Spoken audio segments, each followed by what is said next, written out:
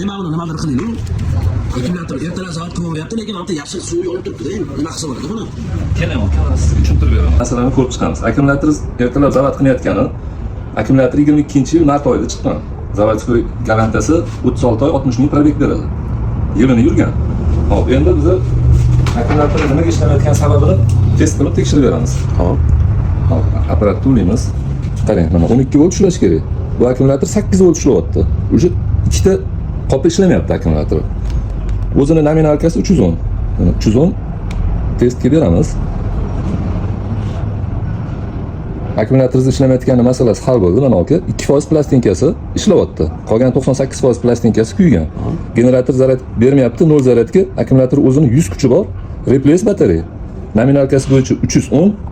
Bu yerda mana replace degani inglizchada tarjima qilsa almashtirish kerak degan ma'lumotni beradi. Aka, akkumulyatorni almashtirishga 3 ta sabab bor. Birinchidan bu o'zini yilini o'tagan, ikkinchisidan plastinkalari uzilgan, uchinchisidan mana qisib turgan holatda zavat qilishi mumkin. Shoshib turib ertalab misol ishga ketmoqchi bo'lsangiz, ko'chada qolib ketishingiz aniq bu akkumulyatorda. Hop, bu akkumulyatorni almashtirish kerak bo'ladi. Mana bizda yaxshi mahsulotlarimiz bor. Jizzax zavod bor. Garantiyasi 1 yil. Hop, Turkiya mahsulotimiz bor, Klass. Garantiyasi 6 oy. Toza koreyskiy pioner bunday zavodda akkumulyatorlari bor. 6 oy garantiya.